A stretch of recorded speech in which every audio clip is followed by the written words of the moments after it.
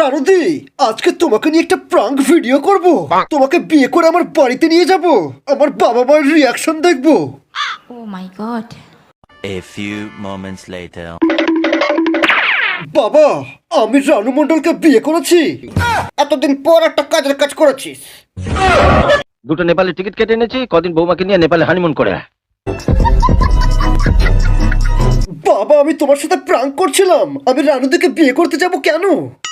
যাও বৌমা, সারা জীবন তো ব্লগাররা তোমার ঘরে এসে পড়েই থাকে। আমার নাতির সঙ্গে হানিমুনে গিয়ে আমার নাতিকেও একটু ভাইরাল করে দাও। যা সালা, প্রাঙ্ক করতে গিয়ে আমার বাঁশ হয়ে গেল।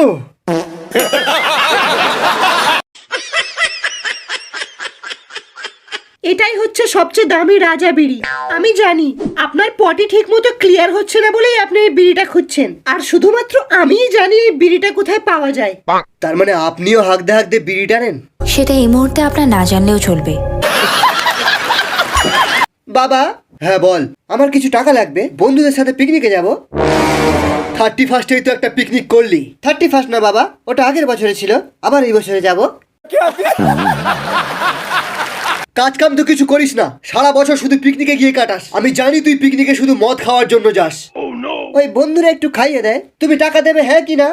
1 টাকাও দেবো না পিকনিকের জন্য। ঠিক আছে, দরকার নেই তোমার টাকার, আমি তাও পিকনিক করব। কোথায় করবি? আমাদের ছাদে করব।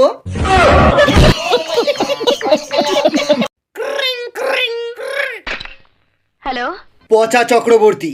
উনি তো এখন বাড়িতে নেই। আরে সালি, এটা আমার নাম রে। তোকে হ্যাপি নিউ ইয়ার বলার জন্য ফোন করেছি। এবার রাখ, রং নাম্বার। কে ফোন করেছিল পূজা? ওসব কথা বাদ দে, বাথরুমের গিজারটা খারাপ হয়ে গেছে, আমাদের ঠান্ডা জল দিয়ে চান করতে হবে। ও মাই গড, সাইকেলের রড। আমি জল গরম করেছি, আমি আগে চান করে আসি। না, আমি আগে চান করব। पहली फुर्सत में निकल। গরম জলে চান তো আগে আমি করব, আধ ঘন্টা পরে আয়। বাথরুমে তো আগে আমিই পা রাখবো। হাট! আমি আগে চান করতে যাব। হ্যাঁ, মার শালাকে। अभी मजा आएगा ना भिड़ो। जादूगर ऐसा जादू कर